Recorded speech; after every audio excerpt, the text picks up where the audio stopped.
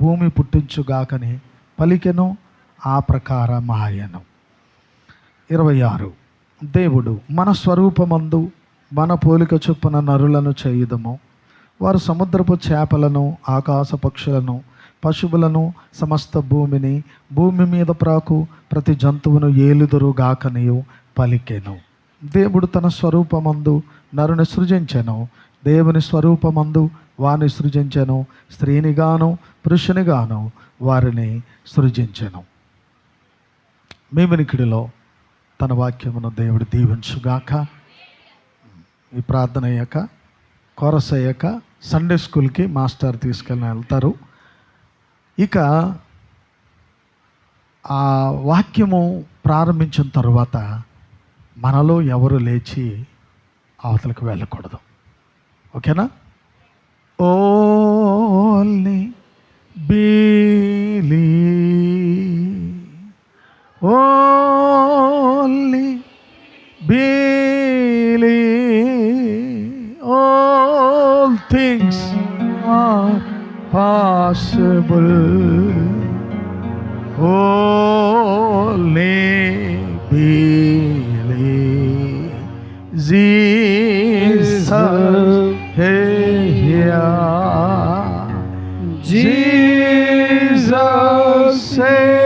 here, all things are possible, Jesus here, only believe, only believe, all things are possible, only believe.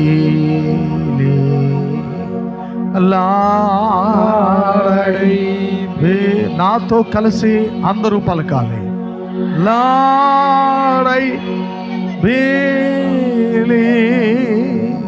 all things are possible, Lord, I believe, only believe, only believe, all things are possible, only believe. ప్రభువా నాతో మాట్లాడమని అడుగుదామా? ప్రభువా నన్ను దర్శించమని అడుగుదామా?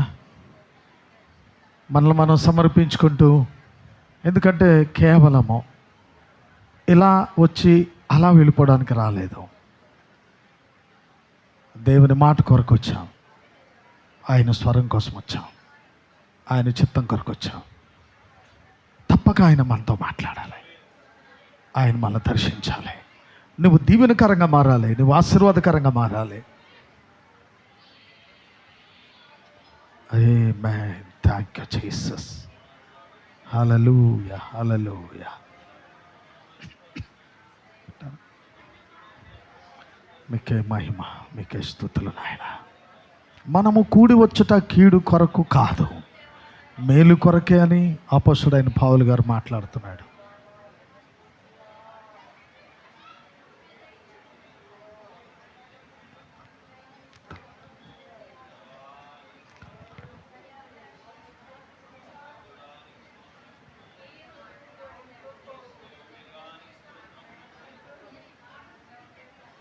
Praise the Lord. హల్లెలూయా.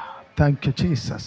ప్రభువా, నేను కేవలము ఇలా వచ్చి అలా వెళ్ళిపోవడానికి రాలేదు, ఏదో ఫార్మాలిటీ కోసం వచ్చి వెళ్ళిపోవడం కాదయ్యా. అలా అయితే నా భక్తి వ్యర్థమే, నా ప్రయాస వ్యర్థమే. కాకూడదు నాయన, కాకూడదు. ఆలస్యంగా నీ మందిరానికి రాకూడదు. సంవత్సరాల తరబడి నీ మందిరానికి ఆలస్యంగా వస్తున్నానయ్యా. అయ్యా క్షమించండి అయ్యా, క్షమించండి అయ్యా. ఈ రోజున నాతో మాట్లాడుతున్నావు ప్రేమతో హెచ్చరిస్తున్నాం, ప్రేమతో హెచ్చరిస్తున్నాం. స్వామి, నేనే మొదటిగా సరి చేయబడకపోతే నా వెనకొచ్చేవారందరూ సరి చేయబడలేరయ్యా. అప్పగించుకుందామా? మనల్ని అప్పగించుకుందామా? పరమ తండ్రి, పరిశుద్ధుడా యేసు జీవాధిపతి, ఇదిగో ఈ దినమందు మమ్మలను మీకు సమర్పించుకుంటున్నాం ప్రభువా. వట్టివారం అంటివారము, మా ద్వారా ఏమీ జరగదు, ముఖ్యంగా నా ద్వారా ఏమీ జరగదు. ఈ దినం ప్రభువా, నీ బిడలతో మీరే మాట్లాడాలి, మీరే దర్శించాలి. ఫ్రూట్ఫుల్గా నీ బిడలు జీవించగలగడానికి సహాయించాను ఆయన. ఫలభరితమైన జీవితాన్ని బిడ్డలకు కావాలి. ఏదో వచ్చాము వెళ్ళిపోతున్నాం అనేది కాదు. అది ఎప్పటికీ అది మాకు మంచిది కాదు, మేలు చెయ్యదు. ఉపయోగకరంగానే మేము ఉండాలి. ఉపయోగకరమైన మాటలు నాకు దయచేయి నాయనా అని చెప్పి దినం బిడ్డలు ప్రార్థించుకుంటుండగా నీ బిడ్డలతో మీరు మాట్లాడదుగాక. యేసయ్యా, వాక్యం నీది, వచ్చిన వారు నీ వధువై ఉన్నారు కనుక నీ బిడ్డలతో ముచ్చటించేవాడు నీవే. ఇందులో నుండి చక్కని విషయాలు బోధించేవాడు నీవే. నేనా కేవలం నిమిత్త మాత్రమే. నీ అద్భుతమైన నీ చిత్తాన్ని, ఉద్దేశాన్ని తప్పక బయలుపరచమని యేసుక్రీస్తు నామములో ఈ ప్రార్థన అడుగుచున్నాము. ఆమేన్. కూర్చుందామండి. సండే స్కూల్కి మీ పిల్లల్ని పంపించండి. ఇప్పటికే వెళ్ళారనుకుంటా. మాస్టర్ వెళ్తారు, గిఫ్ట్ ఇక్కడే ఉండండి. ఆ అమ్మాయి వాక్యం వినాలి కదా మరి.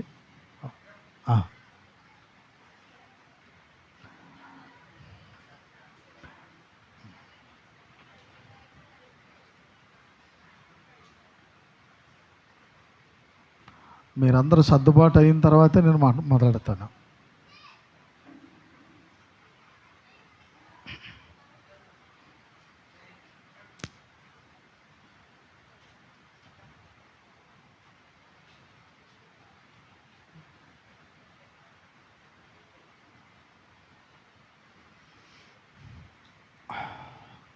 ఆమేన్. హల్లెలూయా.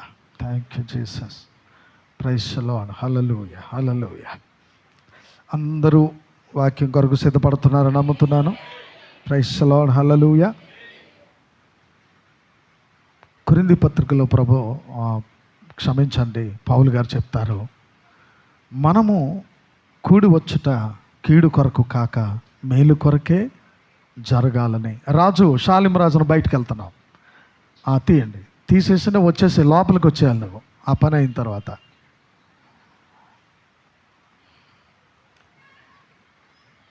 నాకు ఇదే సరిపోతుంది, చక్కబెట్టుకోవడం, సర్దుకోవడం.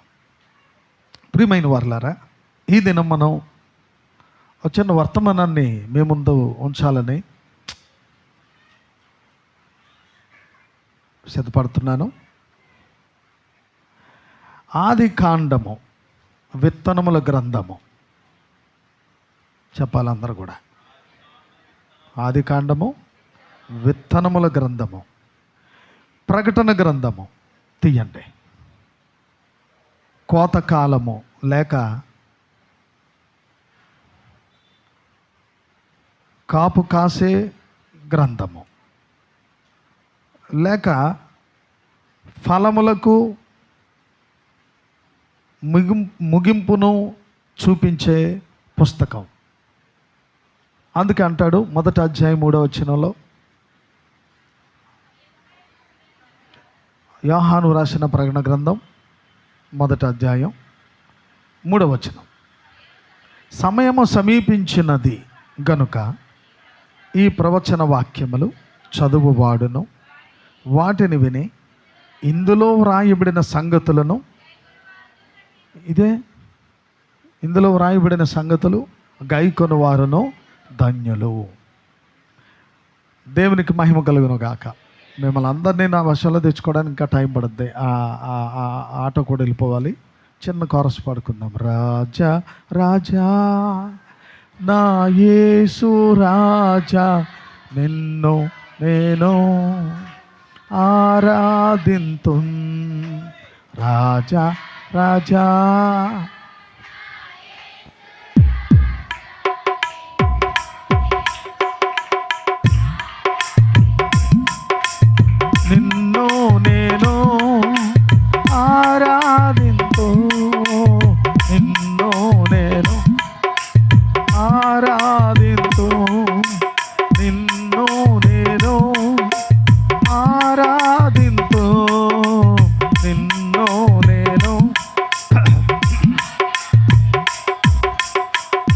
రాజా రాజా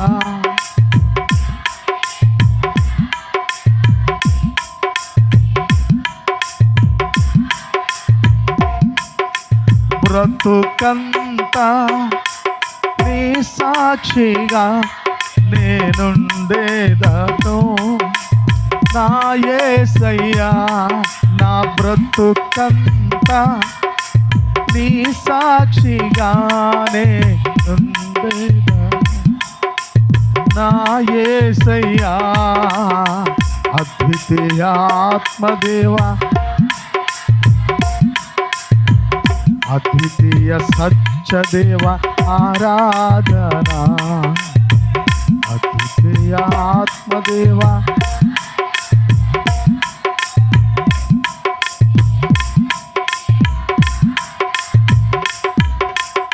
రాజా రాజా నిన్ను నేను ఆరాధింతు రాజా రాజా.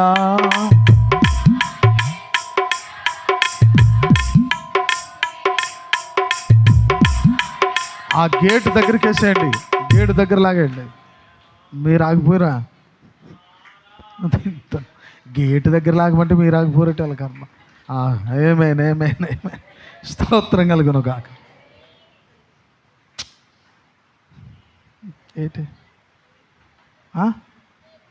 బైబిలే?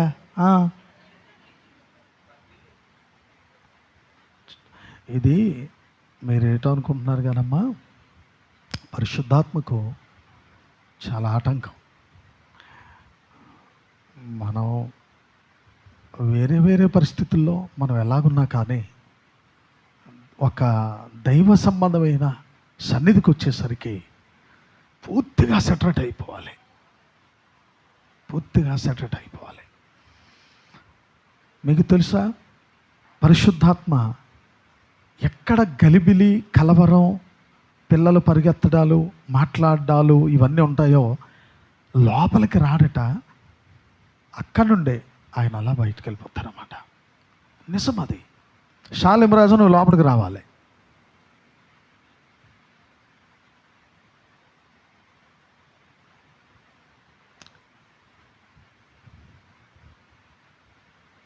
వెలుపట ఉంటే వాక్యం మీద ఉండదు.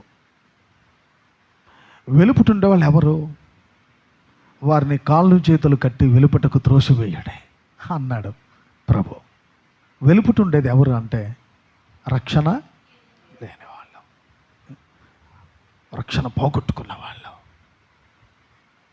మాటలు కాదు వాక్యం అంటే. అంచేత వెలుపట ఉండడానికి ఎట్టి పరిస్థితుల్లో ప్రయత్నం చేయకూడదు. ఎలాగైనా సరే నేను లోపలికి పోవాలి, లోపలికి వెళ్ళాలి అనుకోవాలి, స్త్రీలైనా పురుషులైనా. చూడండి, ప్రవక్త వర్తమానాలు మీరు చదివేటప్పుడు కొన్ని పేజీల వరకు ఆయన మాట్లాడుతూనే ఉంటారు. ఎందుకో తెలుసా? అందరినీ తన వైపుకు ఆకర్షించుకునే వరకు. అంతే, అందరు సెటరేట్ అయిపోతారు.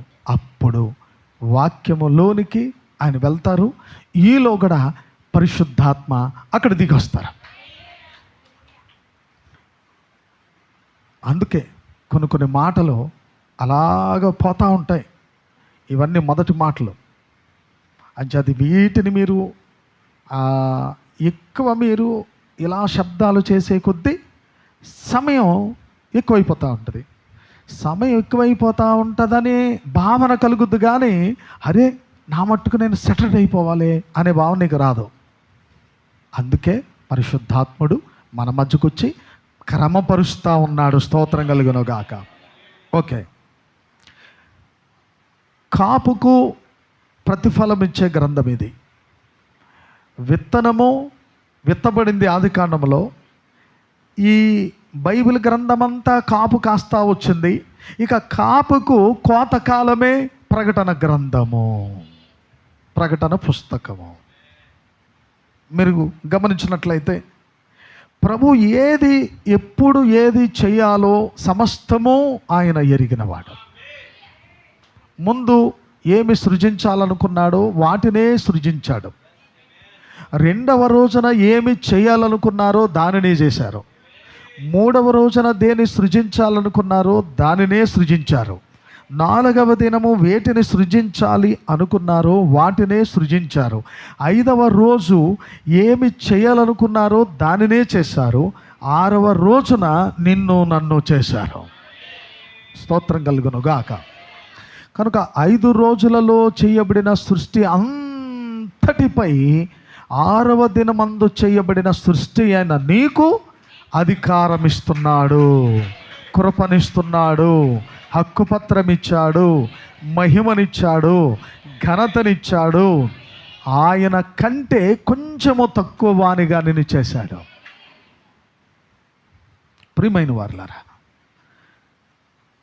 ఇన్ని సంగతులు ఎట్లా మనకు తెలిసాయి?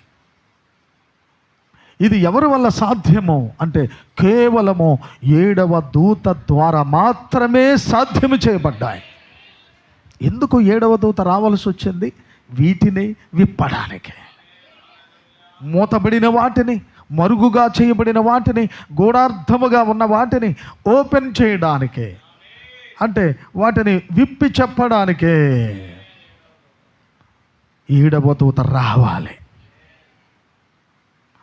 అయితే ప్రియులారా, 7వ దూత వచ్చే వరకు ఈ కొన్ని విప్పబడవా పాస్టర్ గారు?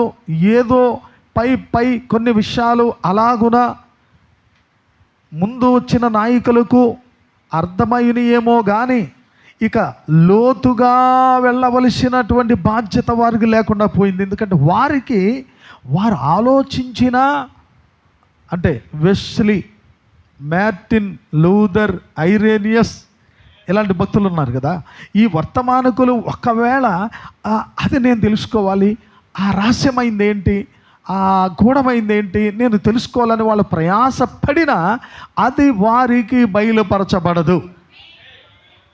ఎందుకంటే వారు ఆ కాలము కొరకు మాత్రమే నియమించబడ్డారు, కానీ మన కాలములో జరగబోయే వాటిని గ్రహించుటకు వారు నియమించబడలేదు.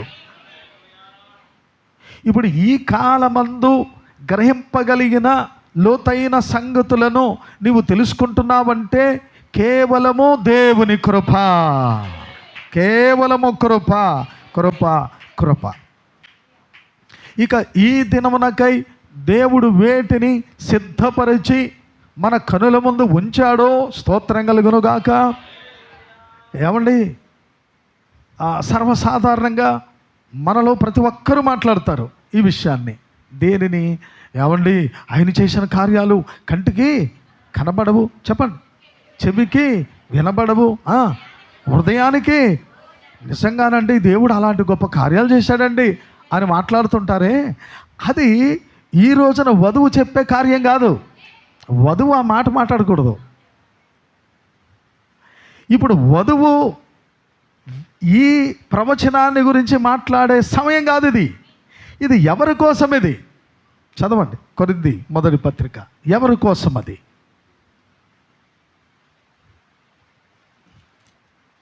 రెండవ అధ్యాయం 9.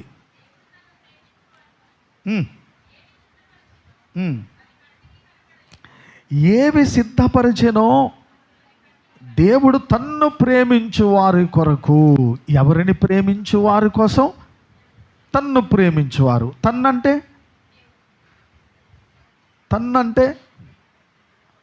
ప్రభువారు. తన్ను తానని అర్థం కాదు అక్కడ. తన్నంటే తన్ను అంటే తనను ప్రేమించేవారు. ఏమండి, ప్రతి కాలంలో ఆయనను ప్రేమించేవారు ఉంటానే ఉన్నారు.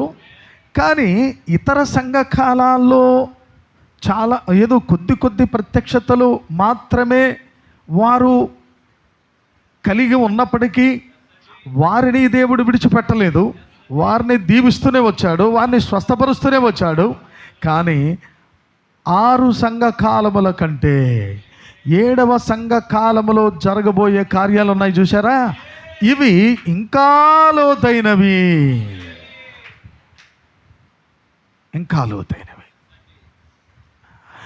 వీటిని మనకైతే తన్ను ప్రేమించు వారి కోసము. ఎవరు యేసుక్రీస్తును తమ హృదయాలలో ప్రభువుగా ప్రతిష్ఠించుకుంటారో. ఆమేన్, హల్లెలూయా. ఏం చేయలేట మనం? యేసు ప్రభువుని మన హృదయాలలో ప్రభువుగా అంటే దేవునిగా, లార్డ్ అంటే ప్రభువు, ఏలినవాడుగా. పూర్వం మన యొక్క ఆంగ్లేయులు లార్డ్ అని పిలుస్తారు. బ్రిటిష్ వాళ్ళు తమ్మును ఏలేవారిని లార్డ్ అని పిలుస్తారన్నమాట. అంటే ప్రభువు అని. ప్రభు అంటే అర్థము ఏలినవాడు,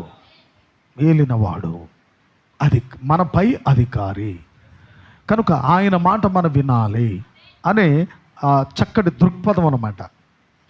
కనుక ప్రియులారా, యేసుక్రీస్తు అనే వ్యక్తిని ఈ రోజున మన హృదయములలో ప్రభువుగా ప్రతిష్ఠించుకొని మనం ఈ సమయంలో ఇక్కడికి మనం రావడానికి ప్రభు సహాయం చేశాడు. లేకపోతే నువ్వు ఇక్కడికి రాలేవు సహోదరి, లేకపోతే నువ్వు రాలేవు సహోదరుడా. ఎవరో ఒకరు తప్పక నిన్ను ఇక్కడికి తీసుకొని వచ్చారు అంటే ఆయన ఎవరో కాదు, ఒక మనిషి కాదు, ఒక ప్రవక్త కాదు. ప్రవక్త వర్తమానం చెప్పి వెళ్ళిపోయాడు అంతే. ఒక కాపరిని పిలిస్తే రాలేదు నువ్వు, ప్రవక్త నిన్ను పిలిస్తే రాలేదు. కేవలము ఆయనే నిన్ను పిలిచాడు ఇక్కడకు. ఈ స్థలానికి రావడానికి గల కారణము ఆయన మాత్రమే. రైట్, ఇప్పుడు చూద్దాం. తన్ను ప్రేమించు వారికి ఇందును గూర్చి, అంటే ఇది ఒక ప్రవచనం, ఇది వ్రాయబడిన ప్రవచనం. తన్ను ఎవరు ప్రేమిస్తారో వారికి ఏవి సిద్ధపరిచెనో అవి కంటికి, ఏ కాలం అది కంటికి కనబడలేదంట, తర్వాత చెవికి వినబడలేదంట, తర్వాత హృదయమునకు ఏ కాలం అది? ఆ కింద మాట చదవండి.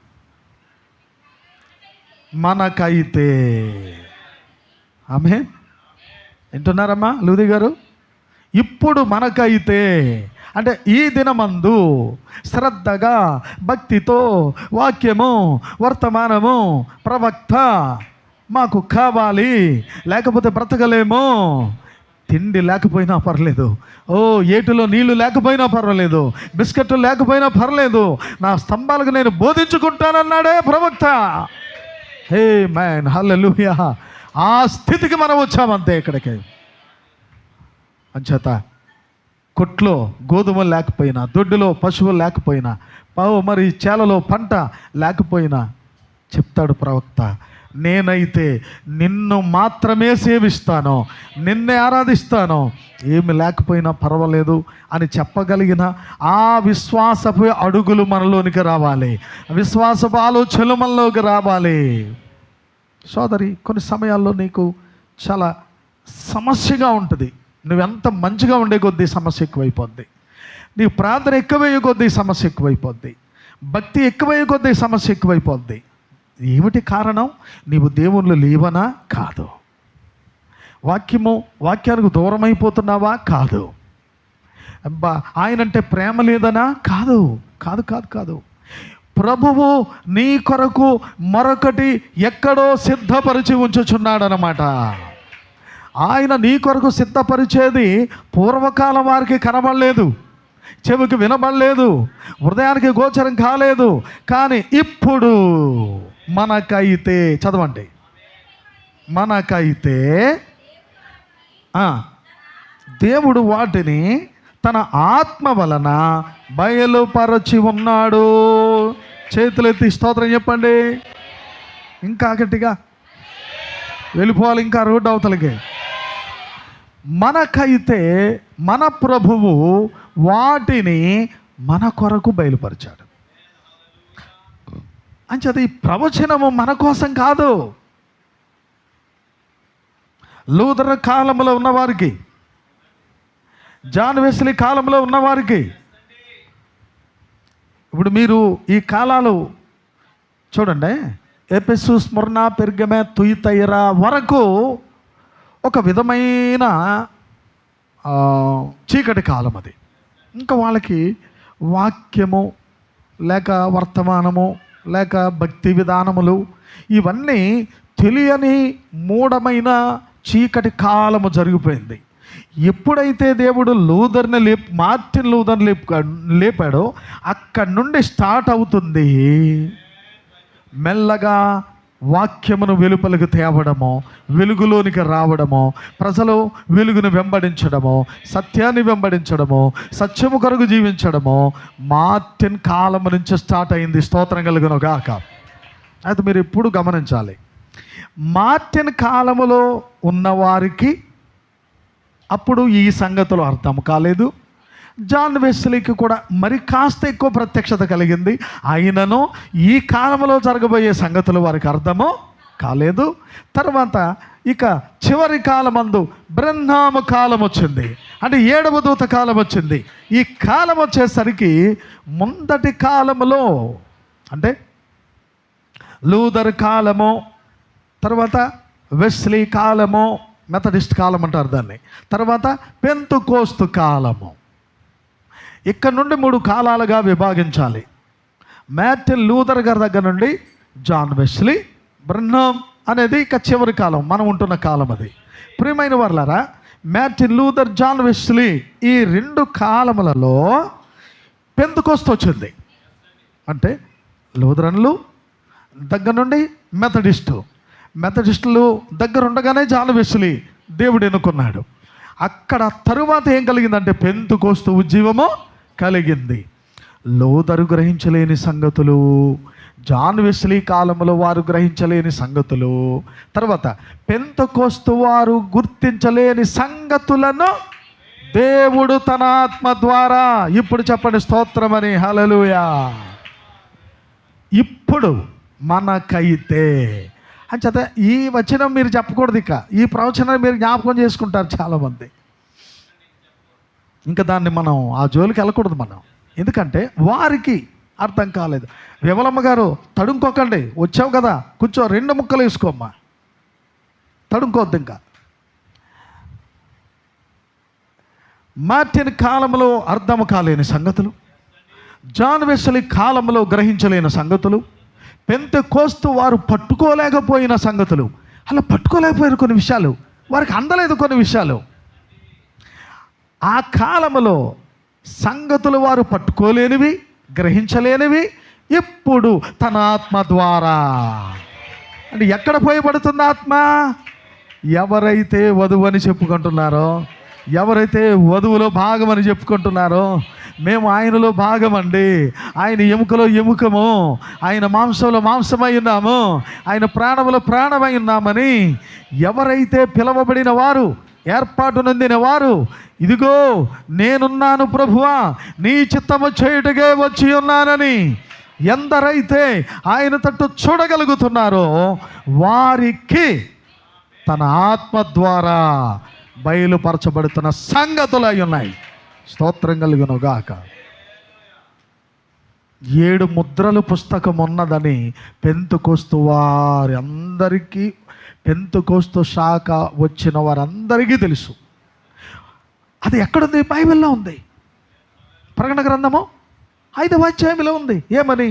ఆయన వెలుపటను లోపటను మూత వేయబడిన పుస్తకము సింహాసనము ఉండు వారి చేతిలో ఉన్నది, దానిని తెరుచుటకైనను విప్పుటకైనను ఎవరికి యోగ్యత లేకపోయానో అది అక్కడ వ్రాయబడింది. ఈ వ్రాయబడిన కానీ చెప్పండి ఎవరికి అర్థం, ఎంతవరకు అర్థం కాలేదనమాట.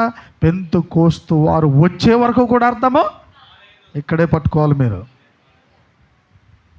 ఇక్కడే పట్టుకోవాలి. కొత్తగా వచ్చే వాళ్ళకి మాత్రం కొంచెం మింగుడు పడవలండి విషయాలు. అయినా మీరు అడగండి అమ్మా, అడగండి అయ్యా బెదర్సు, నాయన యేసు స్వస్థపరుతాడు, బాగు చేస్తాడు, నీకు ఇల్లు లేకపోతే ఇల్లు ఇస్తాడు, ఉద్యోగం లేకపోతే ఉద్యోగం ఇస్తాడు, పిల్లలు లేకపోతే పిల్లలు ఇస్తాడు, సోదరి కోరుకో, ఆడపిల్ల కావాలా మగపిల్ల కావాలా, ఇచ్చేసాడు అంతే దేవుడు, తెచ్చాయి 10,000, మగపిల్లడు పుడితే 10,000, ఆడపిల్ల పుడితే 5,000. ఇలాంటి బోధలు చేస్తే అర్థం అవుతాయి ఈ రోజుల్లో.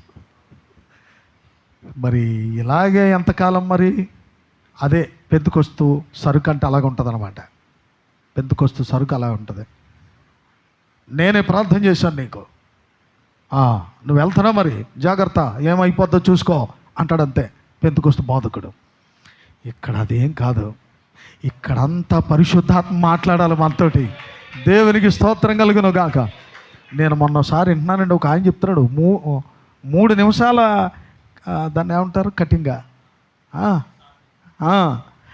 అందులో అంటున్నాడు పెద్దకొస్తు బాధకుడు ఒక ఆయన, జాగ్రత్త పాడ్ర గారు దిక్కు లేకుండా వస్తున్నాడు అనుకుంటున్నావు, నీ ఇంటికే భోజనం లేకుండా వస్తున్నాడు అనుకుంటున్నావేమో, నువ్వు దశంభాగాలు ఇవ్వట్లేదు, నీ ఇల్లు శ్మశానం అయిపోద్ది అంటాడు. అంతే.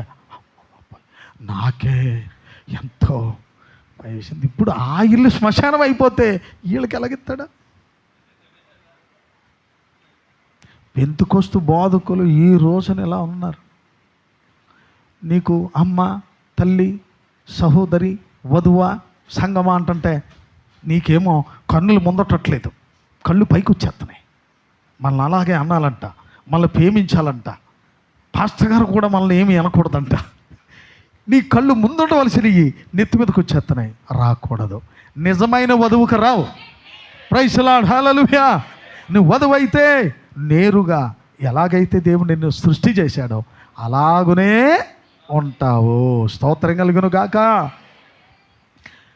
కనుక అది పెంతెకొస్తు వారికి కంటికి కనబడలేదు, చెప్పండి, చెవికి వినబడలేదు, హృదయమునకు అది వారికి. అది నీకైతే అబ్బబ్బబ్బబ్బా హల్లెలూయా ఏమై ఉన్నది? ఈ అది కన్నా ఏమై ఉన్నది? విత్తనముల గ్రంథమై ఉన్నది. విత్తనం ఇక్కడే పుట్టింది.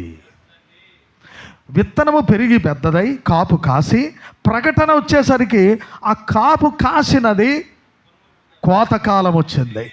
ఆమేన్. కోతకాలము. ప్రకటన అంటే ప్రత్యక్షత. అసలు ప్రకటనే అనే మాట కంటే దాని పేరట ప్రత్యక్షత గ్రంథము అని పేరు పెట్టాలి. ప్రత్యక్షత అంటే ఎక్కడో మరుగైనది, ఇంతవరకు మనకు అర్థము కానిది మన కనుల ముందుకు తెచ్చి దాని మీద ఉన్న తెర తీశాడు ఆయన. అంటే ఉదాహరణ, ఒక స్టాట్యూ అంటే ఒక ప్రతిమను ఊళ్ళో పెద్దలంతా ఏకమై ప్రతిమ నిర్మిస్తారు. దిమ్మ కట్టి దిమ్మ మీద ఆ బొమ్మను వేస్తారు. అది ఓపెనింగ్ అయ్యే వరకు ఏం చేస్తారు? దానిని ముసుగు వేస్తారు. ముసుగు వేసిన తర్వాత ఒక రోజు వస్తుంది. ఆ ప్రతిష్ట రోజున, ఓపెనింగ్ రోజున ఏం చేస్తారంటే దాని మీద ఉన్న ముసుగు తొలగిస్తారు. అప్పుడు ఏమైంది? స్వయముగా ఆ లోపల ఉన్న మనిషి ఎవరో, ప్రతిమ ఎవరో, మనిషి కాదు, ప్రతిమ ఎవరో చూడగలుగుతాము. అలాగున ప్రకటన అనేది ప్రత్యక్షత. అంటే ఎంతవరకు లూథర్, వెస్లీ కాలము, పెంతెకొస్తు కాలము వరకు మరుగైన సంగతులన్నీ మన కాలం వచ్చింది. సోదరుడా, నీ కాలం వచ్చింది. సోదరి, నీ కాలం వచ్చింది. ఏ కాలం అది? వధువు కాలమేనా? మనం ఉంటున్నది వధువు కాలమేనా? రైట్. వధువు కాలములో మనకు తన ఆత్మ ద్వారా ప్రత్యక్షపరచాడు. ఇక నీవు ధీమాగా, ధైర్యంగా ఉండవలసిందే. ఎందుకంటే ఒక ఖచ్చితమైన తత్వాన్ని నీకు బయలుపరిచాడు ఆయన. ఒక ఖచ్చితమైన మనిషిగా నువ్వు జీవించాలని కోరుతున్నాడు ఆయన. ఒక ఖచ్చితమైన రుజువు కలిగిన ప్రవక్తను పంపించాడు మన కోసం. రుజువు చేయబడిన వాక్యాన్ని పంపించాడు మన కోసం. తర్వాత ముద్రలు అంటే ప్రకటన గ్రంథంలో ఉన్న ముద్రల పుస్తకం ఉంది అక్కడ. కానీ అది నేటి వరకు ఎవరు ఇక్కడ ఉండిపోయి ఈ పెంతెకొస్తు కాలము, లౌదికయ కాలం అంటే పెంతెకొస్తు కాలం. ఆమేన్. పెంతెకొస్తు కాలము వరకు కూడా మరుగు చేయబడ్డాయి. అనేక మంది అద్భుతమైన నాయకులు వచ్చారు, అద్భుతమైన బోధకులు వచ్చారు. ఎక్కడ? పెంతెకొస్తులో. కాలం చెప్పాను, గుర్తుందా? గత వారం 1906 నుండి 1946 వరకు పెంతెకొస్తు యుగము. అప్పటి వరకు అంటే పెంతెకొస్తుకి దేవుడు ఏం చేశాడు? ఒక 40 సంవత్సరాలు తరమది. ఆమేన్. ఒక తరమది. 40 సంవత్సరాలు అంటే ఒక తరం. ఇప్పుడు నా తరం అయిపోయింది. రెండవ తరం వాళ్ళు అప్పుడే 40కి వచ్చేసారు. నా పిల్లలు. అది రెండవ తరం. ఇది నా తరం అయిపోతుంది. 40 దాటేశాం, 50 దాటేశాం, 60 దగ్గర పడిపోయాను. నా తర్వాత తరం బయలుదేరింది, 40కి వచ్చేస్తున్నారు వాళ్ళు. తర్వాత మళ్ళీ 3వ తరం కూడా బయలుదేరేసింది. స్తోత్రం కలుగును గాక. అలాగున పెంతెకోస్తుకి కాలం ఎంత ఇచ్చాడు? 40 సంవత్సరాలు. ఆ 40 సంవత్సరాలు వాళ్ళు చాలా విశ్వాసంగా, చాలా భక్తిగా ఉన్నారు. వాళ్ళకు సంస్థగా రూపుదిద్దపడలేదు.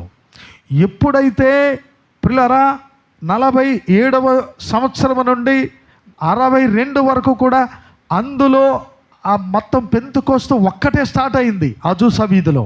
కానీ అక్కడ నుండి ఏమైపోయినాయి అంటే శాఖోపశాఖలుగా, వందలాదిగా, వేలాదిగా పెంతెకోస్తులు శాఖలుగా మారిపోయారు. ఎప్పుడైతే వారు శాఖలుగా మారిపోయారో, ప్రవక్త ఏ కాలానికి పంపించబడ్డాడంటే లౌదికయ కాలానికి పంపించబడ్డాడు. లౌదిక కాలం ఏది? పెంతెకోస్తు కాలము. పెంతెకోస్తు యుగానికి వర్తమానికుడు ఆయన. అంచేత పెంతెకోస్తులో వధువు ఉన్నదని చెప్పేవాడు. స్తోత్రం కలుగును గాక. నిజంగానండి, మనం పెంతెకోస్తోళ్ళమే. మనలో చాలామందిమి వాక్యము దగ్గరికి ఆకర్షించబడ్డాము. కారణం ఏంటో తెలుసా? ఆయన పెంతెకోస్తులో ఎక్కువ విత్తనాలు చల్లాడనమాట. నీవు కూడా ఒక విత్తనమై ఉన్నావు. బైబిల్లో ఆది కాండములో ప్రతి చెట్టు విత్తనము కలిగి వేయబడింది. విత్తనములిచ్చు చెట్లు, విత్తనములిచ్చు గడ్డి మొక్కలు, విత్తనములిచ్చు పొదలు. అవునండి, విత్తనము అనేది ఆది కాండములో పుట్టింది. ఇక బైబిల్ గ్రంథమంతటిలో అది శాఖోపశాఖలై, వృక్షాలుగా, చెట్లుగా పెరిగి పెద్దదై ఫలాలిస్తూ వచ్చింది. ఈ బైబిల్ అంతా అభివృద్ధి. స్తోత్రం కలుగును గాక. ఆది కాండం నుంచి ప్రకటన దాకా ఆశీర్వదించబడిన, అభివృద్ధి పొందిన, విస్తరించిన గొప్ప వృక్షమే బైబిల్. మళ్ళీ చెప్తున్నా, బైబిల్ అంటే ఏమనుకుంటున్నారంటే మహావృక్షము. ఏమైనా హల్లెలూయా. ఎందుకంటే అనేక విత్తనాల యొక్క సముదాయమే బైబిల్ గ్రంథమై ఉన్నది. మరి ఇందులో భౌతికమైన విత్తనం ఉంటే ఆత్మ సంబంధమైన విత్తనం ఉందా భాస్కర్ గారు? ఉన్నది. 1వ అధ్యాయము ఆది కాండము. ఆత్మ సంబంధమైన విత్తనం ఎక్కడుంది? 1వ అధ్యాయము 27వ వచనం.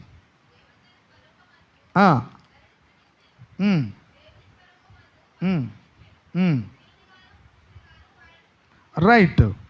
ఎవరిళ్ళు? మానవునిగా, పురుషునిగా, స్త్రీనిగా సృజించబడ్డారు. ఎక్కడ? 1వ అధ్యాయము 27వ వచనములో. ఎవరు? ఆదామవ్వలని మనకు తెలుసు. వీరు ఆత్మ సంబంధమైన విత్తనముగా ఉన్నారు. మరి శారీరకమైన విత్తనం ఎక్కడొచ్చింది? 2వ అధ్యాయము 7వ వచనం.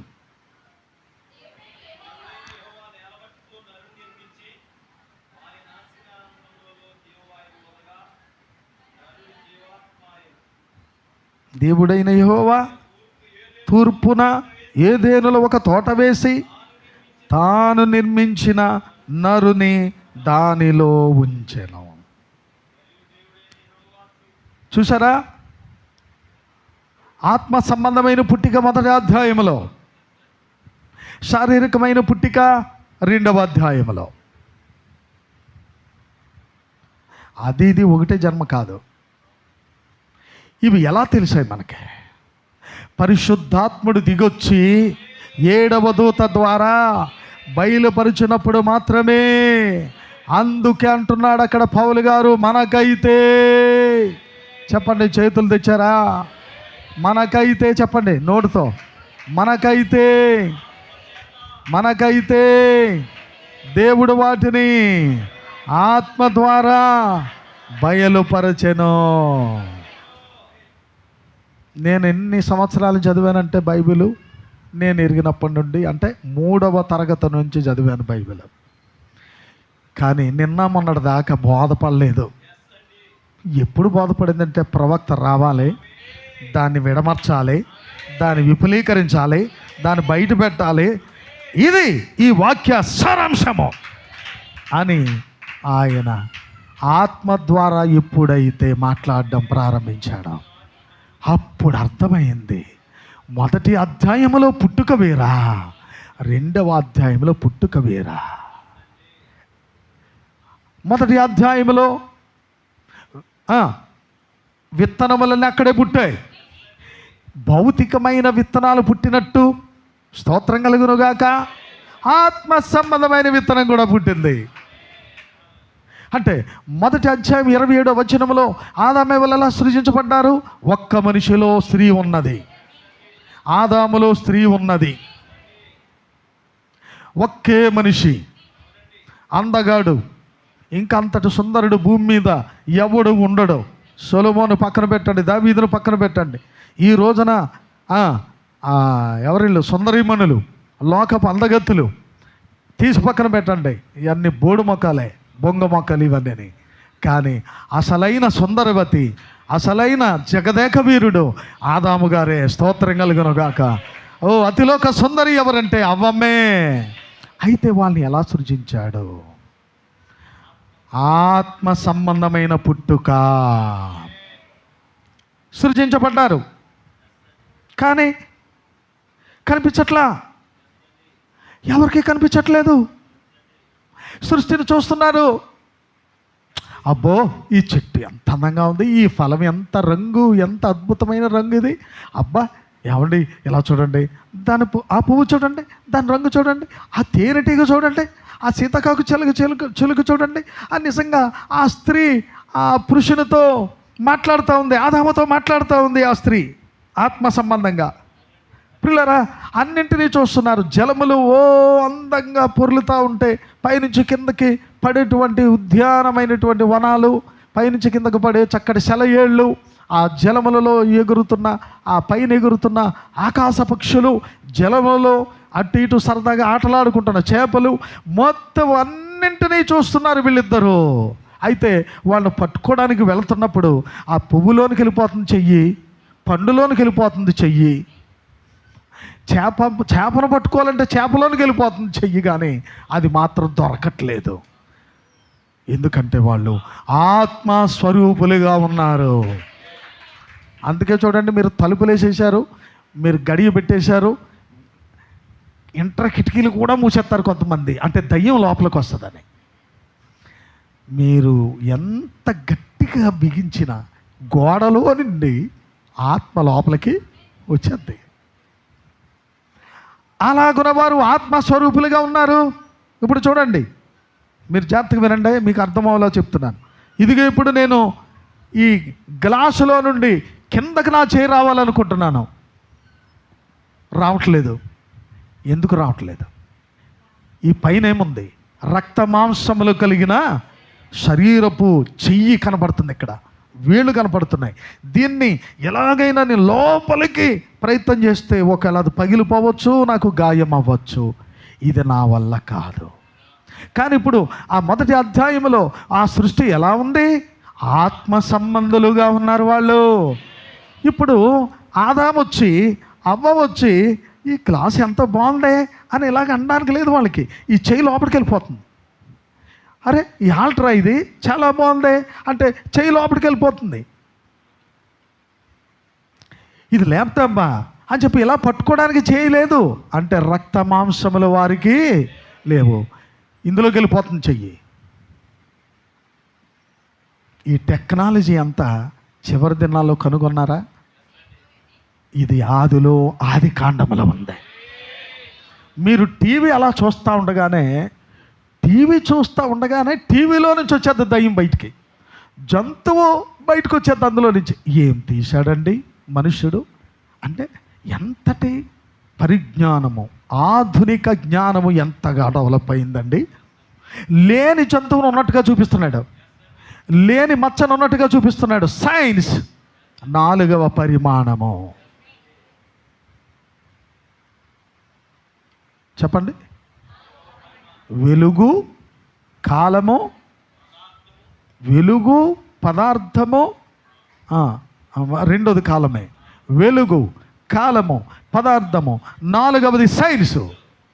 మరి 5వ పరిమాణం ఏది? ప్రిస్కిల్లా గారు మీరు చెప్పాలి. చెప్పేశాడు ఆయన. పాతాళము, చనిపోయిన ఆత్మలన్నీ, అంటే రక్షణ లేక లోకమందు చనిపోయిన ప్రేతాత్మలన్నీ 5వ పరిమాణంలోనికి పోతున్నవి. దేన్ని దాటి? సైన్సును దాటి. కానీ అదే వ్యక్తి సైన్సులో ఉంటాడు. ఈ భౌతికమైన జ్ఞానంలో ఉన్నప్పుడు అతడు నమ్మడు, ప్రభువుని నమ్మడు. కానీ ఇతడు చనిపోగానే ఇతని ఆత్మ సైన్సును కూడా దాటి, ఆమెనంటారా, పాతాళానికి వెళ్ళిపోతుంది. అప్పుడు అనుకుంటాడు, అర్రే భూమి మీద ఉండగా సైన్స్ ఉంటేనే, సైన్స్ ప్రకారంగా రుజువు చేయబడితేనే కానీ నమ్మనని చెప్పానే. ఆయన ఏటి ఎక్కడికి వెళ్ళిపోతాను నేను? ఎవరు ఇళ్ళు? నా చుట్టూ ఎవరు ఇళ్ళు? యమదూతలు వచ్చేసారు. నీ క్రియలు సరిలేకపోయినా, నీ బుద్ధి సరిలేకపోయినా, ఇంకా మారకపోయినా, సమర్పణ లేకపోయినా, పరిశుద్ధత లేకపోయినా, పవిత్రంగా బతకపోయినా, నీవు దైవజనుల మీద సనిగినా గొణిగినా, సంఘాన్ని పట్టించుకోకపోయినా, సంఘాన్ని ప్రేమించకపోయినా, సంఘము కొరకు జీవించకపోయినా, దేవుని కొరకు జీవించకపోయినా, అయ్యో నీ జీవితం వ్యర్థమైతే ఎక్కడికి వెళ్తావో తెలుసా? 5వ పరిమాణంలోనికి వెళ్తావు. అక్కడ నీకంటే ముందు రక్షణ లేకుండా, రక్షణను కోల్పోయిన వారు కూడా అక్కడ ఎందరో వేదన పడుట, యాతనలో ఉండుట, ఏడ్చుట నువ్వు గమనిస్తావు. అక్కడ నుండి వెనకొచ్చే మార్గము లేదు. ఇక 6వ పరిమాణం ఏది? పరిశుద్ధులు బలిపీఠము కిందకు వెళుతున్నారంట. స్తోత్రం చెప్పండి. ఎందుకంటే పాతాళ పరదైసు లేదక్కడ. ఆయన చెరగా పట్టుకొని పైకి తీసుకుని వెళ్ళిపోయాడు. ఆయన ఒక ప్రత్యేకమైన స్థలము, విశ్రాంతి స్థలములో వారు పెట్టబడతా ఉన్నారు. దేవునికి స్తోత్రం కలుగును గాక. 7వ పరిమాణము పరంధాముడు ఉండే స్థలం. అదే ఎవరైనా? మన ప్రభు అయిన దేవాది దేవుడు, మహాదేవుడు. ఆమేన్, ఆమేన్, ఆమేన్, ఆమేన్. మహాదేవుడు, ఎవ్వరూ సమీపింపరాని తేజస్సులో ఆయన మాత్రమే నివాసం చేస్తూ ఉన్నాడు. ప్రియులారా, 7వ పరిమాణం అది. మొదటిది వెలుగు. మొదట ఏం కలిగింది? భూమి అనేది లేకముందే వెలుగు కలిగింది. భూమి సృజించబడక ముందే వెలుగు కలిగింది. నెక్స్ట్ కాలం స్టార్ట్ అయిపోయింది. ఇప్పుడు నువ్వు వెలుగులో ఉన్నావు, నీవు కాలములో ఉన్నావు, ఇప్పుడు నువ్వు పదార్థం మీద ఉన్నావు. ఆమేన్, ఆమేన్, ఆమేన్. ఇదొక పదార్థం. ఇదిగో ఇప్పుడు నేను నిలబడ్డాను, ఒక దాని మీద ఆనుకున్నాను, ఇదొక పదార్థం. నీవు కూర్చున్నావు, కుర్చీ, అదో పదార్థం. నేల పదార్థం. నువ్వు తింటున్నది పదార్థం. ప్రభావతి తర్వాత ఆడిది, కానీ భయం ఉండదు నీకు అసలు. ఆడుకోనియండి. ప్రియమైన వారులారా, పదార్థము. నువ్వు తింటున్నది పదార్థం, నువ్వు వాడుతున్నది పదార్థం. ఈ మధ్య మొన్న చూసానది. ఒక డాక్టరు లాంటి వాడు చెప్తున్నాడు అనమాట, ఇదిగో ప్రతి ఇంటిలో ఒక క్యాన్సర్ వ్యాధిగ్రస్తుడు బయలుదేరుతాడంట ప్రతి ఇంట్లో. అది ఎలా చెప్పాడంటే, నువ్వు నమ్మొచ్చు, నమ్మకపోవచ్చు. నువ్వు వాడుతున్న గ్లాసు ప్లాస్టిక్, నువ్వు వాడుతున్న ప్లేటు ఫైబర్ ప్లేటు ప్లాస్టిక్, నువ్వు హోటల్ నుంచి తెచ్చుకునే ఆ ప్లాస్టిక్ కవర్లో, ఆ పాలిథిన్ కవర్లో ప్లాస్టిక్, నువ్వు తాగే వాటర్ ప్లాస్టిక్ బాటిల్, పాల ప్యాకెట్లు, పెరుగు ప్యాకెట్లు, నువ్వు అది కూడా చెప్పాడు. నువ్వు స్నానానికి పూర్వము ప్లాస్టిక్ ఉండేది కాదు. ఏముండేవి మన ఇంట్లో? రాగి బిందెలు, కంచు బిందెలు, తర్వాత అల్యూమినియం లాంటివి, కుండలు, ఇవన్నీ ఉండేయంటే అప్పుడు అందరికీ ఆరోగ్యము మంచిగా ఉండేదండి. ఈ రోజున మనందరికీ ఫ్యాషన్, అద్భుతమైన సుమో అంటాడు, జోయో అంటాడు, మళ్ళీ అంటాడు, ఏదో అంటాడు, ఆ రకరకాల కంపెనీలు పెట్టాడు. అంతే వాటిని డీమార్ట్కి నేను కనుక వెళ్తున్నాం, ప్లాస్టిక్ కొని తెచ్చుకుని ఇంటి నిండా పెట్టుకుంటున్నాం. చెప్పాడు ఓ డాక్టరు, నువ్వు వాడేదంతా ప్లాస్టిక్ పదార్థం ఇప్పుడు ఆల్రెడీ ప్రతి మనిషిలో దాని సూచన వచ్చేసింది అన్నాడు. ప్రతి ఒక్కరిలో ఉంది అది. అయితే ఎక్కువ అయిపోయినప్పుడు పైకి వస్తుంది అన్నాడు అంతే. అప్పుడు చెప్పాడు, నీ ఇష్టం, నువ్వు వాడతావో మానేస్తావో అన్నాడు అంతే. ఎందుకంటే ప్రజల్ని మార్చడం ఎవరి తరం కాదు, కానీ దేవుని వాక్యము మనిషిని మార్చగలదు. స్తోత్రం కలుగును గాక. పదార్థము మీద మనం నివాసం చేస్తున్నాం, వెలుగులో ఉన్నాం. ఇప్పుడు టైం ఎంత చెప్తాము. వెలుగంటే కాలం అంటే పగటి కాలంలో ఉన్నాం. అర్థమైందా? వెలుగు, కాలము, పదార్థము, నాలుగవది సైన్స్. ఇక్కడ హలో అన్నావు, బొంబాయిలో ఎత్తుకున్నాడు అంతే. హలో అన్నావు, అమెరికాలో ఎత్తుకున్నాడు ఫోన్. ఏమిటిది? సైన్స్. విపరీతమైన జ్ఞానం పెరిగింది. కానీ ఈ జ్ఞానం ఏం చేస్తుంది? చివరికి మనుషులను రకరకాల మానసికమైన ఒత్తిడికి గురి చేసి ఎక్కడ తీసుకెళ్ళిపోతుంది? పాతాళానికి. కుటుంబాల మధ్య చిచ్చులు పెట్టేసింది ఈ జ్ఞానం. పూర్వం ఇన్ని వాహనాలు లేవు, యాక్సిడెంట్లు లేవు. ఇన్ని వాహనాలు లేవు, దుర్మరణాలు లేవు. ఇన్ని మందులు కనిపెట్టబడలేదు, ఎవరు చావలేదు.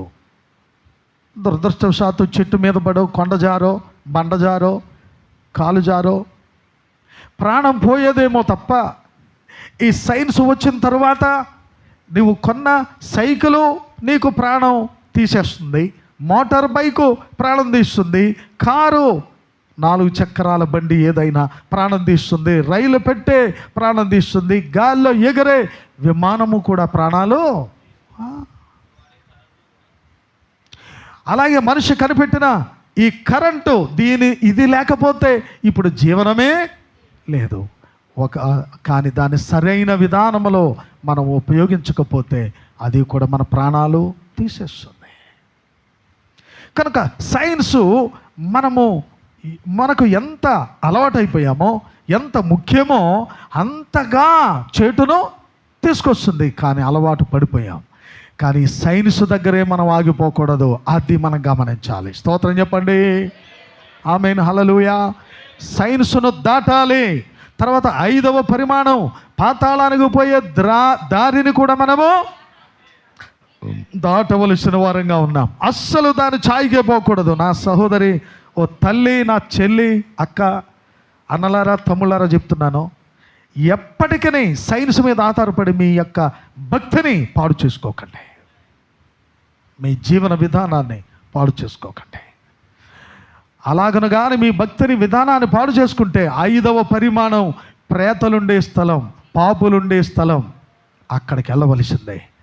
ఇక దాన్ని ఈ భూమి మీద ఉండగా నీవు తప్పించుకోవాలేమో తప్ప, తప్పించుకునే మార్గాన్ని, తప్పించుకునే వాక్యాన్ని, తప్పించుకునే క్రమాన్ని, తప్పించుకునే వర్తమానాన్ని దేవుడు మన ఎదుట ఏం చేశాడు? విశదపరిచాడు. మనకైతే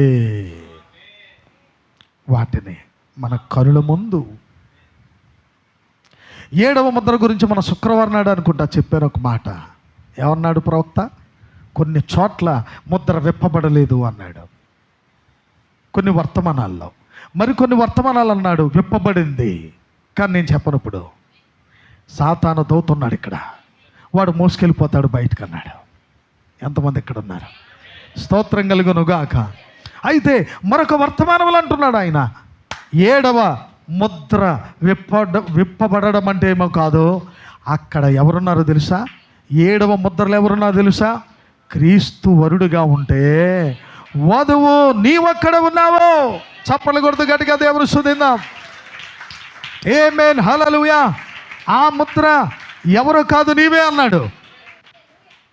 అది నీవే. ఎందుకంటే ఎప్పుడు నీవు అవుతావు? ఆయన వలె మారినప్పుడే నీవు ఆయన వలె మారాలి. ఆయన నీ స్థానంలోనికి రావాలి, నీవు ఆయన స్థానంలోనికి వెళ్ళాలి. అప్పుడే 7వ ముద్ర పరిపూర్ణంగా నీలో నెరవేర్చబడుతుంది. తెరవబడింది. కొన్ని చోట్ల తెరవబడలేదన్నాడు ప్రవక్త. చివరికి ఆయన వెళ్ళిపోయే ముందు సమయం తెలిసింది ఆయనకి. అప్పుడు పరిశుద్ధాత్మ అన్నాడు, చెప్పు సంఘానికి, ఆ 7వ ముద్ర ఎవరు కాదు, అది నీవేనని చెప్పు, అది వధువా నీవేనని చెప్పు అన్నాడు. ఇప్పుడు వధువా, నీకు ఆ శక్తి సామర్థ్యాలు కావాలి. ఇప్పుడు నేనే ఆ ముద్రలో ఉన్న 7 ముద్రలో ఉన్నది నేనే అని నువ్వు డ్యాన్స్ చేస్తే డ్యాన్స్ చేసినట్టే ఉంటుంది, పాతాళానికి వెళ్ళిపోతావు. కానీ 7వ ముద్రలో ఉన్న వధువు నీవైతే ప్రతి విషయములో ఆయన వంటి స్వభావము, ఆయన వంటి మనస్సు, ఆయన వంటి పోలిక. పాస్టర్ గారు ఏమంటున్నా మొఖం చిన్నబుచ్చుకోవు, పాస్టర్ గారు మీదకి వచ్చి తిట్టినా చిన్నబుచ్చుకో. ఎందుకంటే ఎవరు నా కాపరంటా ఉంటే అసలు నీకు ఏ బాధ ఉండదు. ఇక అబ్బా 7వ ముద్ర అంటే మాట్లాడుకుంటున్నారా? అక్కడ ఉన్నారు ఖచ్చితంగా 2 వ్యక్తులు ఉన్నారు. అక్కడ వరుడు ఉన్నాడు, వధువు ఉంది. అక్కడ క్రీస్తున్నాడు, వధువు సంఘం ఉంది అక్కడ. అయితే ఇప్పుడు ఏం కావాలంటే, తండ్రి నీవు నేను ఏకమైండునట్లు నీవు నాకు ఇచ్చిన శిష్యులను నేనును ఏకమై ఉండాలని కోరుతున్నాను అన్నాడు. కనుక ఆ అపోస్తల కాలములలో పేతురు నడిచి వెళుతున్నప్పుడు, అంద్రియా నడిచి వెళుతున్నప్పుడు, తోమా నడిచి వెళుతున్నప్పుడు ఏమన్నారో తెలుసా? ఆ కాలపు జనులు, ఒరేయ్ వీరు క్రీస్తులరా, వీరు క్రీస్తు వలె నడుస్తున్నారు, ఆయన వలె మాట్లాడుతున్నారు, ఆయన వలె కార్యాలు చేస్తున్నారు, ఆయన వలె వారు ఎక్కడుంటే అక్కడ భూమి అదిరిపోతుంది, వారు నీడ తాకితే రోగులు లేస్తున్నారా, వీరు ఎవరో కాదు, వీరు యేసులే అన్నారట. స్తోత్రం, హల్లెలూయా, ఆమేన్, హల్లెలూయా. వారు 7వ ముద్ర చూపించేశారు. అక్కడే అపోస్తల కార్యాల్లోనే వారు ఏం చెప్పించారు? 7వ ముద్రను చూపించేశారు. ఈ రోజున 7వ ముద్ర చూపించగలిగిన వారు ఉన్నారా ఇక్కడ? ఉన్నారా ఇక్కడ? ఉన్నారని నమ్ముతున్నా నేను. అది నీవే సోదరి, అది నీవే సోదరుడా. ఆ 7వ ముద్రను చూపించగలిగింది, దాన్ని నెరవేర్చగలిగింది అది నేనే అని చెప్పగలిగినటువంటి శక్తి సామర్థ్యాలు ఈ రోజున ప్రభు నీకు ఇవ్వబోతున్నాడు. స్తోత్రం, హల్లెలూయా. ఒక దినమందు ఒక పల్లెటూరు తల్లి తన శుభానంద లాంటి వాడిని తీసుకొని పట్నం వెళ్ళింది. అక్కడ కిందను తన మరి బంధువురాలతో ఆ తల్లి మాట్లాడుకుంటా ఉంటే వీడేం చేశాడంటే, నిచ్చెనలా కనపడుతుంది ఏంటని పైకెక్కాడు. పైకెక్కిన తర్వాత అక్కడ ఒక నిలువుటద్దం ఒకటి ఉంది. అద్దం ముందు నిలబడ్డాడు. అచ్చం ఈడు ముక్కే, ఈడు పోలికే, ఈడు చెవులే, వీడికిలాగే అటు ఇటు ఊగుతున్నాడు. ఈడు ఊగుతుంటే అద్దంలో వాడు కూడా ఊగుతున్నాడు. ఇక పూర్తిగా చెయ్యెత్తాడు, వాడు చెయ్యెత్తాడు, ఈ అన్నాడు, వాడు ఈ అన్నాడు. చివరికి ఆడికి ఆనందం వచ్చేసింది. ఆనందం పట్టరాని ఆనందంతో అన్నాడు, అమ్మా అది నేనే అంటున్నాడు. స్తోత్రం చెప్పండి, హల్లెలూయా. ఇక్కడే ఉన్నారా? అమ్మా అది నేనే. ఏది ఏమైపోయి ఎక్కడో వినబడుతుందని పరిగెట్టుకెళ్ళింది పైకి. ఆ కింద చూశారంతా, ఎక్కడ కనిపించట్లేదు. అమ్మా ఇందులో కనబడేది నేనే అంటున్నాడు. అంతవరకు అర్థమే చూడలేదు. ఇప్పుడు అర్థం వచ్చింది. ఇదిగో వర్తమానం. స్తోత్రం కలుగును గాక. ఈ అద్దం ముందు నిలబడ్డావు. నువ్వు నిలబడితే ఎవరి ముఖం కనబడద్దే? చెప్పాలి. నీవే నిలబడ్డావు సోదరి. ఎవరి ముఖం కనపడింది? నీ ముఖమే. సోదరుడా నువ్వు నిలబడ్డావు, ఎవరి ముఖం కనపడింది? నీ ముఖమే. అదే 7వ ముద్ర. నువ్వు నిలబడే సమయం వచ్చేసింది. నిన్ను నువ్వు ఆ వాక్యముతో సరిపోల్చుకునే సమయం ఇది. అది నేనే అన్నాడే ఆ బాలుడు. ఇప్పుడు 7వ ముద్ర నీ ముందు ప్రత్యక్షమవునప్పుడు, తెరవబడినప్పుడు క్రీస్తు నిలబడ్డాడు. అక్కడ క్రీస్తు కనబడుతున్నాడు. ముద్ర తెరవబడగానే క్రీస్తు కనబడుతున్నాడు. కనబడే సమయానికి ఇప్పుడు ఎవరు కనబడాలి ఆయనకి? ఆయనలో, క్షమించండి, నీలో ఆయన కనబడాలని ఆయన ఆశతో ముద్ర తెరిచాడు. నీలో ఆయన కనబడాలి, అలాగే ఆయనలో నీవు. రైట్. భార్య భర్తలు ఇద్దరు ఒకటైనప్పుడు వాళ్ళిద్దరు మనసు ఒకటవుద్ది. వారిద్దరు ఏకమై ఏ పని అయినా చేయగలుగుతారు. వెళ్దామా పలానా చాటుకి, అర్ధరాత్రి అయినా వెళ్ళిపోదామంటే వెళ్ళిపోతారు. మిట్ట మధ్యాహ్నం అయినా సరే, ఎండ కాస్తుందండి ఆనకి వెళ్దాం, లేదు వెళ్దాం వెళ్ళిపోదాం. అలాంటి అనుబంధం.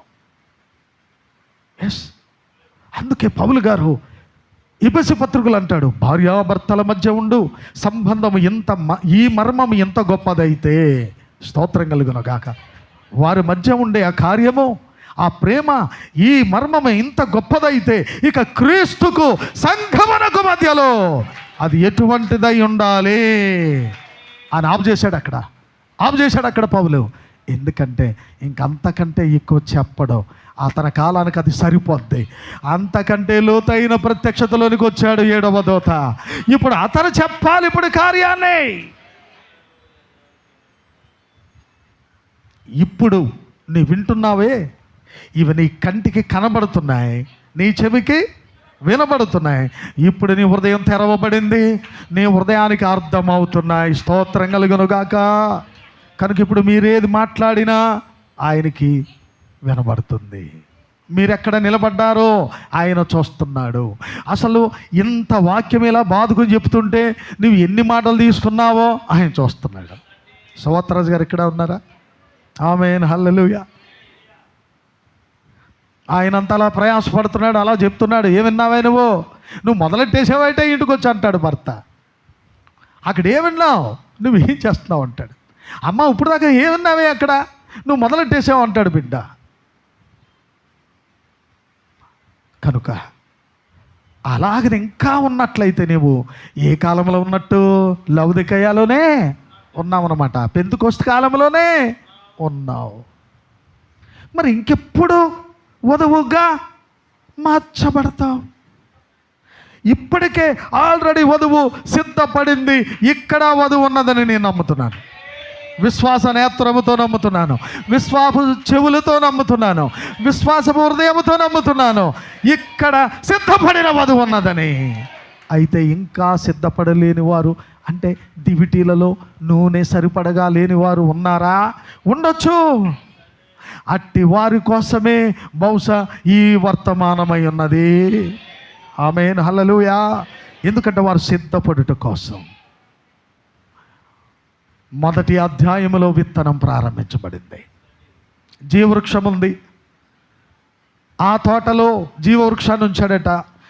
ఆ జీవవృక్షం మనకు ప్రకటన గ్రంథంలో కనబడుతుంది. ఇక్కడే ఉన్నారా? ఆత్మ సంబంధమైన విత్తనం అక్కడ కనబడుతుంది ఆది కాండములో. అలాగనే చివరి ప్రకటన గ్రంథములో కూడా ఆత్మ సంబంధుల రాజ్యము కనబడుతుంది. ఆత్మ సంబంధులు ఉన్నారు, శరీర సంబంధాలు ఉన్నారు, ఆత్మ సంబంధాలు కనబడుతున్నారు. మంచి చెడ్డల తెలివినిచ్చే వృక్షం ఉంది. అదే ప్రకటన గ్రంథములో కూడా మహావేశ్యగా, ఆమేన్, హల్లెలూయా, సంఘ శాఖలతో మిళితమైనటువంటి ఒక మహావృక్షం కనబడుతుంది అక్కడ. అదే మంచి చెడ్డలు తెలివినిచ్చే వృక్షము. జీవవృక్షం ఎవరై ఉన్నారు? ఆది కాండములో అది ప్రభువేనా? అలా అయితే ప్రకటనలో కూడా ఆయనే కనబడుతున్నాడు. స్తోత్రం కలుగును గాక. విత్తనము ప్రారంభించబడింది ఆది కాండములో. ప్రకటనలో కోతకాలం అది. అంటే అది మంచి ఫలం ఫలించిందా? కోత. ఒకవేళ చెడు ఫలం ఫలించిందా? కోతే. అది మంచి ఫలించినా, అది చెడు ఫలం కాసినా, రెండుకి కూడా కోత కాలమే ప్రకటన ఉన్నది. చూడండి, ఆది కాండములో బబులోను దేశం ఉన్నది. మీరు 11వ అధ్యాయంలో చూస్తారు. బాబెలు అని ఉంటుంది. చెప్పండి. బాబెలు అని ఉంటుంది. అది ఆ బైబిల్ మధ్యలో బబులోను దేశంగా పిలువబడింది. చివరికి ప్రకటనలో కూడా మహాబబులోను అని పిలువబడింది. ఇక్కడే ఉన్నారా? ఆది కాండములో బాబెలుగా ప్రారంభించబడి దానియేలు గ్రంథం మధ్య గ్రంథాలు అవి. దానియేలు, యెహెజ్కేలు గ్రంథాలు ఏమండి బబులోనుగా పిలువబడింది. చివరికి అంటే రిఫరెన్స్లన్నీ మీకు చెప్పాలి మరి, కాకపోతే టైం ఎక్కువ అయిపోద్దని ఇంకా రిఫరెన్స్లు చెప్పట్లా. మహాబబులోనుగా పిలువబడింది. దేవుని వంశము 12వ అధ్యాయంలో స్టార్ట్ అయింది. అబ్రహాముని ఎన్నుకొని అబ్రహాము ద్వారా దేవుడు అసలైన విత్తనాన్ని, రాజ విత్తనాన్ని, రాయల్ అండ్ సీడ్ అంటే రాజరికపు సంతానాన్ని అబ్రహాముల నుంచి తీసుకొచ్చాడు. హనోకును దాటి నోవహును దాటి అబ్రహాము దగ్గరికి వచ్చాడు. హనోకునేమో ఎత్తబడిన వారికి సాదృశ్యంగా ఉంచాడు. నోవహునేమో పైకి ఎత్తబడిన తర్వాత తిరిగి మరలా భూమి మీదకు వచ్చిన సంఘము సాదృశ్యం. ఇక అబ్రహామును తీసుకున్నాడు ఆయన ఆది కాండంలో. అతడు ఒక చక్కని విత్తనం. అందుకే అంటాడు, ఎవరంట అబ్రహాము? విశ్వాసులకు తండ్రి అన్నాడు అంతే. కనుక 3 జాతుల ప్రజలు అందులో నుంచి తీసుకొచ్చాడు అబ్రహాములో నుండి. ఎవరండి? 3 జాతుల ప్రజలు, ఇశ్రాయేలీలు, ఇష్మాయేలీలు, మిగతా వాళ్ళు అన్యజనులు. ఈ 3 జాతుల నుంచి వచ్చిన ప్రజలే మొత్తం ప్రపంచమంతా నిండి ఉన్నారు. అంటే మహావృక్షమైంది. ఈ మహావృక్షానికి కోతకాలము ప్రకటన. అన్యజనులకి కోతే, ఇజ్రాయేలీలకు కోత, ఇష్మాయేలీలకు కోతే. ప్రకటన గ్రంథము. హనోకు కాలములో పిరమిడ్డు కట్టబడింది. దాన్ని చూసి ఐగుప్తీయులు అనుకున్నారట, ఇదేదో వింతగా ఉందే, బహుశా ఇది తన భార్య జ్ఞాపకార్థం కట్టుంటాడో, లేకపోతే తన భార్య చనిపోయిన తర్వాత ఈ పిరమిడ్ లోపల సమాధి చేయమండం కోసం కట్టుంటాడు. అసలు ఏంటిది ఈ ముక్కోణపు ఈ బిల్డింగ్ ఏంటిది? చూడడానికి బిల్డింగ్లా లేదు, ఒక పర్వతంలా లేదు, ఒక కొండలా లేదు, కానీ ఏదో విచిత్రమైనటువంటి పిరమిడ్ అని పిలుస్తున్నాడు దాన్ని.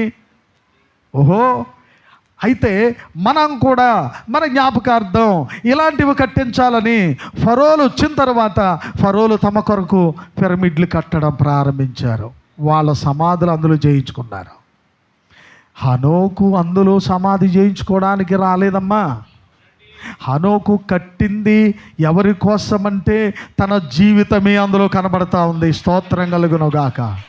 ఇదిగో ఒక మనుష్యుడు దేవుని చేరాలంటే ఆమేన్ ఆమేన్ ఆమేన్ ప్రైజ్ ది లార్డ్ హల్లెలూయా. హనోకుకు బయలుపరచబడిన గొప్ప ప్రత్యక్షత చివరి కాలపు ప్రవక్తకు మాత్రమే ప్రత్యక్షపరచబడింది. ఎంతమంది ఆమేన్ చెప్పగలరు ఇక్కడ? ఎంతమంది గట్టిగా స్తోత్రం చెప్పగలరు ఇక్కడ? ప్రియులారా, హనోకుకు బయలుపరచబడిన గొప్ప పిరమిడ్ను గురించిన ప్రత్యక్షత మళ్ళా మధ్యకాలంలో మొత్తం సైలెంట్ అయిపోయింది. అస్సలు ఇంకెవరికి పట్టించుకోలేదు దాన్ని, ఎవరు తీసుకోలేదు దాన్ని, ఎవరికి అర్థం కాలేదు అది. అలా అసలు ఐగుప్తులకి అర్థం కాలేదు, కానీ కట్టించేసుకున్నారు వాళ్ళు. ఎందుకంటే హనోకు పిరమిడ్ కట్టిన తర్వాత వాళ్ళు అనుకున్నారు, ఇది ఏదో వింతగా ఉంది, మనం కూడా జ్ఞాపకార్థంగా కట్టించుకోవాలనుకున్నారు. దాని గురించిన అసలు వివరణ, అసలు సంగతి, మర్మం అది హనోకుకు తెలుసు, ఆదాముకు తెలుసు. ఆమేన్ హల్లెలూయా. తర్వాత నోవహుకు తెలిసింది, దేవునికి తెలిసింది తప్ప మరి ఎవరికీ తెలియలేదు. ఆ తరువాత చివరి కాలంలో ఆమేనంటారా? చూడండి, హనోకు ఎన్నో తరం వాడు? ఆది కాండంలో 7వ తరం వాడు. చెప్పండి చెప్పండి. హనోకు లూది గారు ఎన్నో తరం వాడు? హనోకు 7వ తరం వాడు. అలాగునే 7వ సంఘ కాలపు దూతకు మాత్రమే ఈ పిరమిడ్కు బయలుపరచబడింది. అక్కడ అతడు ఎత్తబడడానికి సూచనగా ఉన్నాడు, ఇక్కడ ఇతడు ఎత్తబడ్డానికి సూచనగా ఉన్నాడు. అతడు ఎత్తబడ్డాడా? ఎత్తబడ్డాడు. ఇప్పుడు ఈ కాలంలో ఉన్న జనులు ఎత్తబడబోతున్నారా? ఎత్తబడబోతున్నారు. గ్లోరీ హల్లెలూయా. కనుక ఆది కాండంలో కనబడుతున్నది ప్రకటనలో కనబడుతూ ఉంది. కనుక ఇంకా చాలా విషయాలు ఉన్నాయి అక్కడ. ఆది కాండములో హత్య మొట్టమొదటి హత్య స్టార్ట్ అయింది. ప్రకటనలో ఇంకంత హత్యే. ఎందుకంటే దాని మంచముతో దాని పిల్లలందరినీ కూడా నేను పూర్తిగా చంపబోతున్నాను అన్నాడు. హేబేలు రక్తము అక్కడ మొరపెట్టింది. ప్రకటనలో బలిపీఠము కిందనున్న ఆత్మలు మొరపెడుతున్నారు, నాథా సత్యస్వరూపి, ఎందాక మాకు తీర్పు తీర్చకుండా ఉంటావయ్యా అని అడుగుతున్నారు. అక్కడ హేబేలు ఆత్మ మొరపెడుతుంది, ఇక్కడ బలిపీఠము కింద ఉన్న ఆత్మలు కూడా మొరపెడుతున్నాయి. ఆది కాండములో నీతిగా బతికిన వాళ్ళు ఉన్నారు, ప్రకటనలో నీతిమంతులకు ప్రతిఫలము ఇవ్వబోతున్నాడు. ప్రియమైన వాళ్ళారా, ఎంతో చక్కని విషయాలు మనం చూడగలుగుతున్నాం. అందుకే ప్రవక్తను అడిగితే ఈ మాట చెప్పి నేను ముగిస్తాను. దేవుడు కానీ నా ప్రభు కానీ నా దగ్గర దిగొచ్చి, కుమారుడా బ్రహ్నా, నీవు ఒక్కవేళ నేను మరలా నేను పంపించాలి అనుకుంటున్నాను అనుకో భూమి మీదకి, అంటే 2 జన్మలు లేవు అనుకోండి, మనకి 3 జన్మలు లేవు అనుకోండి, 10,000 జన్మలు కూడా మనకు లేవు. కానీ అడుగుతున్నాడు, అసలు నువ్వు ఏ కాలంలో భూమి మీదకి వెళ్ళాలనుకుంటున్నావు అని నా దేవుడు కానీ నన్ను అడిగితే, ప్రవక్త అంటాడు, ఓ నేను ఏ కాలంలో కాదండి, ఈ కాలంలో మాత్రమే నేను భూమి మీదకి వెళ్ళి నిన్ను ప్రకటన చేస్తానయ్యా. సోదరి, నువ్వెవరిని ప్రకటిస్తున్నావు? నువ్వు దేన్ని ప్రకటిస్తున్నావు? సోదరుడా, నువ్వు ఎవరిని ప్రకటిస్తున్నావు? చూడండి, కాపరిని గౌరవించడం మంచిది. కాపరికి ప్రతి విషయాలు చెప్పి ప్రార్థించుకోవడం నీకు చాలా ఆశీర్వాదకరం. అయితే నిన్ను స్వస్థపరిచేది కాపరి కాదు, నిన్ను నీ జీవితాన్ని బాగు చేసేది కాపరి కాదు. నిన్ను రక్షణలో కొనసాగించేది, నీకు నిత్య జీవం ఇచ్చేది కాపరి కాదు, కేవలము దేవుని వాక్యం మాత్రమే. కనుక నువ్వు వాక్యానికి లోపడాలి, వాక్యాన్ని ప్రేమించాలి, నువ్వు వాక్యాన్ని హత్తుకోవాలి. నువ్వు ఈ చివరి దినాల్లో ఏమైందో తెలుసా? వ్యక్తి పూజ ఎక్కువైంది. ఏమంటారు దాన్ని? నేను చెప్పే మాట చెప్పండి, వ్యక్తి పూజ అని. నేను తెలుగే మాట్లాడుతున్నా. వ్యక్తి పూజ అంటే, మా పాస్టర్ గారు బోధ విన్నావా, మా పాస్టర్ గారు ప్రార్థన చేస్తే నీకు ఆడపిల్ల కావాలంటే ఆడపిల్ల, మగపిల్ల కావాలంటే మగపిల్ల అంటే ఇంకెవరికి పుడతలేదు లోకంలోనే. ఎవరు ఇల్లు కట్టుకోవట్లేదు, ఇంకా ఎవరేం సంపాదించుకోవట్లేదు. ఇంకా వ్యక్తి పూజ ఎక్కువైంది. మీ కనుల ముందు చూస్తున్నారు మీరు, చెవులారా వింటున్నారు మీరు. ప్రపంచమంతా ఇదే మారుమోగుతూ ఉంది. ఆ టీవీలో చూశారండి, ఆయన అంత బాగా చెప్తున్నాడు. అబ్బా, పరిశుద్ధాత్మ పోయే, పరిశుద్ధాత్మకు మహిమ రావద్దా? దేవునికి మహిమ రావద్దా? వాక్యము గొప్పదా, మనిషి గొప్పవాడా? ప్రార్థన గొప్పదా, మనిషి గొప్పవాడా? ఏమిటి అసలు? ఈ ప్రజలు ఎలా తయారయ్యారంటే, సంఘ శాఖల్లో ఉన్న వాళ్ళందరూ వ్యక్తి పూజ చేస్తున్నారండి ఈ రోజున. వ్యక్తి పూజ. మా పాదరి అంటే పాదరి, పాదరి అంటే పాదరి. దేవుని కోసం కాదండి వీళ్ళ పోరాటం, ఆరాటం. ఎవరి కోసం అంటే మా పాస్టర్, మా పాస్టర్ కాదు. పాదరి నిన్ను నడిపించేవాడు, నిన్ను కాసేవాడు, నిన్ను మేపేవాడు, నిన్ను పోషించేవాడు, నిన్ను ఆదరించేవాడు, నిన్ను ఆవల గట్టుకు తీసుకెళ్ళిపోయేవాడు వాక్యమే. వాక్యమైన దేవుడే శరీరధారిగా వచ్చి, ఆ రోజున శరీరధారిగా వచ్చాడు, ఈ రోజున దైవ కుమారుడిగా మన మధ్య ఉన్నాడు. ఆయన 2000 సంవత్సరాలుగా దేవుని కుమారుడిగా మన మధ్య ఉండి మనం నడిపిస్తూ ఉన్నాడు. ఈ రోజున ఎంతవరకు? దావీదు కుమారుడిగా వచ్చేంతవరకు. పెంచుకోకండి. లోకంలో ఎవరు ఏదో వ్యక్తి పూజ చేస్తున్నారని వ్యక్తి పూజ చేయకండి. మీరు దేవుని పూజ చేద్దాం. పూజ చేయడం అంటే ప్రార్థన చేయడం. ఆయనకే మహిమ, ఘనత, ప్రభావములు ఆరోపించబడునుగాక. వ్యక్తి పూజ విడిచిపెట్టండి. 5 సంఘాలు ఉంటే కట్టుకొని, 10 సంఘాలు కట్టుకొని, లక్షలు సంపాదించాడండి, సంపాదించుకొని, కోట్లు సంపాదిస్తున్నాడు, సంపాదించుకొని, నీకెందుకు? వద్దు. మనకి వాక్యమే నిన్ను మార్చి, ఆ వాక్యమే నిన్ను ఆయన వలె మార్చేది. నీ వెనకాల వచ్చే నీ పేరు ప్రతిష్టలు కాదమ్మా, నీ మంచితనం, నీ గొప్పతనం కాదమ్మా, నువ్వు పెద్ద కుటుంబం చిన్న కుటుంబం కాదయ్యా.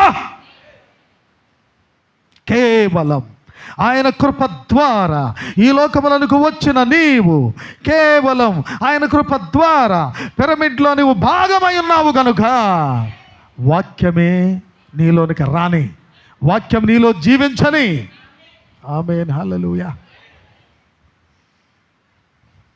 చెప్పకూడదు కానీ ఈ మాట గుర్తొచ్చింది.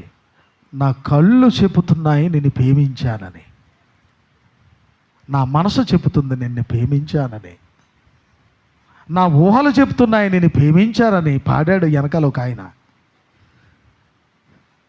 వెంటనే మన మనసు ఎక్కడికి వెళ్ళిపోద్ది అంటే సినిమా పాట దగ్గరికి వెళ్ళిపోద్ది. ఇప్పుడు మీ కళ్ళు చెప్పాలి నువ్వు వర్తమానాన్ని ప్రేమింతున్నావని, నువ్వు యేసుని ప్రేమింతున్నావని నీ హృదయం చెప్పాలి. ఎంతమంది ఇక్కడ ఉన్నారు? చిన్నప్పుడు సినిమాలు చాలా జాస్తిగా చూసేవాడిని. చాలా పిచ్చి నాకు. గోడలు దూకి గేటు కింద నుంచి దూరి గేటు పైనుంచి ఎక్కి ఆ 10th క్లాసు వరకు పూర్తి చేయలేదనుకోండి, 10th డిస్కంటిన్యూ అయింది. ఆ 10th వరకు అమ్మ బాబు పోయేదాకా ఆ సినిమాలు. వాళ్ళేమో ₹2 ₹3 ఇచ్చేవాడు మా నాన్నగారు వచ్చి. అప్పుడు అవి పెద్ద ఘనత. ఇంకా నయమే రూపాయి ఇచ్చేవాడు. ఏమండి ఆ చంటోడికి ₹2 ఇవ్వండి అని అమ్మగారు ఇస్తే అందులో రూపాయి ఆయన దగ్గర పెట్టుకొని ఎందుకులే ఖర్చు పెట్టేసుకుంటాడని అందులో రూపాయి ఇచ్చేవాడు. ఆ రోజుల్లో ఆ రూపాయికి అంత వాల్యూ ఉంది. ఆ రూపాయలు 45 పైసలు నేల టికెట్. 2 సినిమాలు వచ్చి పిల్లరా ఆ పిచ్చే పిచ్చి. ఇప్పుడు ఆ పిచ్చి లేదండి. 40 ఏళ్ళు అయిందండి ఆ పిచ్చి వదిలిపోయి. దేవునికి స్తోత్రం కలుగును గాక. ఇప్పుడు యేసు పిచ్చిలో పడ్డానండి. పాడాడు కదా ఎవరు? అనిల్ కుమార్. ప్రేమలో పడ్డాను, యేసు ప్రేమలో. ఏమండి ఆయన పడ్డాడో లేదో నాకు తెలియదు కానీ నేను పడ్డాను, మీరు పడ్డారు, నీవు పడ్డావు. ఇంకా ఎవరైనా యేసు ప్రేమలో పడలేదా? మీ కళ్ళుతో సూటిగా యేసును చూడండి, మీ మనసుతో సూటిగా చూడండి. నువ్వు యేసును నీ మనసుతో చూడగలిగితే, నీ కళ్ళతో చూడగలిగితే ఆదివారం నువ్వు ఏ పనికి వెళ్ళలేవంతే. నువ్వు సెలవు పెడతావు అంతే. ఎందుకంటే నా దేవుని చూడకుండా ఉండలేను నేను, నా ప్రభు కోసం ఆలోచించకుండా ఉండలేను నేను. ఎప్పుడో హనోకు 7వ నిర్గమనం 7వ తరము వాడు అతడు ఎత్తబడ్డాడు. ఈ రోజున 7వ సంఘ కాలమును దాటి, పెంతెకోస్తు యుగమును దాటి, లౌదిక కాలమును దాటి వధువు కాలములో ఉన్న నన్ను నా ప్రభువు పైకి తీసుకొని వెళ్ళిపోయే గడి ఆసన్నమైంది అని ఎరిగిన నీవు సోదరి సోదరుడా, నీ కళ్ళతో చెప్పు ఆయన ప్రేమిస్తున్నానని. నీ చెవుల్లో ఎప్పుడు ఆయన చెవులో గుసగుసలాడడం మానకు. ఆయన చెవులోనే గుసగుసలాడుతూ ఉండే. ఎంతమందికి అర్థమైంది ఇక్కడ? ఆమేన్, హల్లెలూయా. ఆయన చెవుల్లోనే మాట్లాడుతూ ఉండు. భార్యాభర్తల మధ్య ఉండు సంబంధము అంతకంటే విలువైనది, అద్భుతమైనది, మర్మమైనది క్రీస్తుకు వధువుకు మధ్యలో ఉన్న సహవాసము. నువ్వు ఆయన చెవుల్లో చెప్తానే ఉండు. నువ్వు నీ సూటిగా నీ కళ్ళతో చూడాయని. నీ హృదయంలో ఉన్న ఆలోచనలు, తలంపులన్నీ ఆయన కోసమే. నా ప్రియుడా, ఎప్పుడైనా వర్ణించారా ప్రభువుని? నా ప్రియుడా, ధవళవర్ణుడా, రత్నవర్ణుడా, వేలుపులలో అసలు నీ వంటి వారు ఎవరున్నారయ్యా? క్షమించుటకు సిద్ధమైన మనసు గలవాడా, ఆదరణకర్త, సమాధానకర్త, ఓ శ్రీమంతుడా, ఓ ఐశ్వర్యవంతుడా, ఓ జీవాధిపతి, సకలమునకు సరాచర జగత్తు అంతటికి సృష్టికర్తవైన దేవా. వర్ణించారా ఎప్పుడైనా మీ ప్రియుణ్ణి? లేచింది మొదలుకొని ఇంకా పాస్ కబుర్లే, పాస్ విషయలే అని నేను ఇంకా లేచింది మొదలుకొని ఆ ఇంటి కథలన్నీ ఆ ఇంటికి చేరవేయడం, ఆ ఇంటి కథలన్నీ ఇంటికి చేరడం అవసరమా నీకు? ఈ వయసులో అవసరమా? ఈ వయసును బట్టి అయినా నీ జీవితం మార్చుకోవాలి. యవనుడు జీవించాలి ప్రభు కోసం, పిల్లలు జీవించాలి ప్రభు కోసం, పెద్దలు జీవించాలి ప్రభు కోసం. నేను చెప్తున్నా, నీ మనసుతో చెప్పు, నీ హృదయంతో పాటు చెప్పు, నీ కళ్ళతో చెప్పు, నీ ఆలోచనతో చెప్పు, నీ నడకతో చెప్పు, నీ ప్రవర్తన చెప్పు, నీవు ఆయన ప్రేమిస్తున్నావని. ఎందుకంటే 7వ ముద్ర తెరవబడింది అనుకుంటే అందులో నువ్వు ఉన్నావు తెలుసా? ఎంతమంది సంతోషంగా ఉన్నారు? 7 ముద్రలో నువ్వు ఉన్నావా? నువ్వు ఉంటే ఆదివారము ప్రత్యేకమైనది. బుధవారం బైబిల్ స్టడీ ప్రత్యేకమైనది. ఎంత దూరం నీకు? నీ సొంత పనులు అంటే భూమి మీద నుండి వధువు ఎత్తబడే వరకు నీ సొంత పనులనే అలాగే మునిగిపోతావా? అయితే ఎత్తబడడానికి ఇష్టం లేనట్టేగా. బుధవారం రావట్లేదంటే అర్థం ఏంటి? బుధవారం బైబిల్ స్టడీకి రావట్లేదంటే అర్థం ఏంటి? ఏమండి, నా పనులు నాకు ఉన్నాయి, ఏదో మాకు వీలైతే నీకు కనబడతాం ఆదివారం, అంచేత నీకు ఇట్టమైతే వస్తామయ్యా గుడికే, కట్టమైతే మానేస్తావయ్యా అన్నట్టుగా ఉందా ఏటి మీ భక్తి? బుధవారం ఎందుకు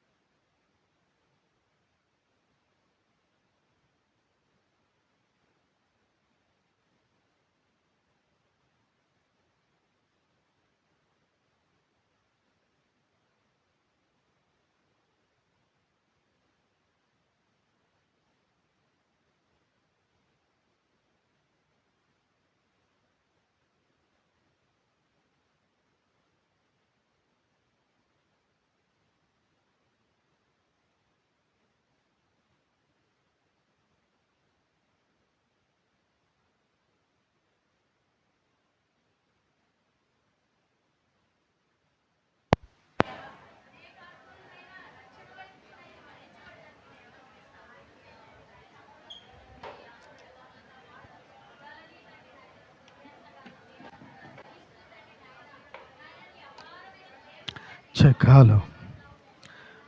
ఓ హల్లెలూయా, హల్లెలూయా. ఓ మనం ఎప్పుడు చేసే భోజనమే కానీ పరలోక సంబంధమైన, ప్రైజ్ ది లార్డ్, ఆత్మ సంబంధమైన ఆకలి భోజనం మనం చేసి ఉన్నాం. ఆత్మ సంబంధమైన ఆహారం ఇంతవరకు వడ్డించబడింది. తప్పక నువ్వు తినాలి, తృప్తి పొందాలి. నీ ఒక వధువుగా రూపుదిద్దపడాలి. అదే నా ప్రభు కోరిక. నా ప్రభు అదే వాంఛిస్తున్నాడు. ఓ హల్లెలూయా, హల్లెలూయా, హల్లెలూయా, ప్రైజ్ ది లార్డ్. ఈ శారీరకమైన ఆహారం, భౌతికమైన ఆహారం ఎప్పుడు తినేవాళ్ళం. ఒక అరగంట లేట్ అవ్వచ్చు, గంట లేట్ అవ్వచ్చు, మన ఇంటి దగ్గరే లేట్ అవుద్ది, మన పనుల మీదే లేట్ అవుద్ది. అది గొప్ప సంగతి కాదు. కేవలం కేవలం కేవలం ఆత్మ సంబంధమైన భోజనమే మనకు చాలా చాలా అవసరమైనది. Praise the Lord, hallelujah, amen, hallelujah.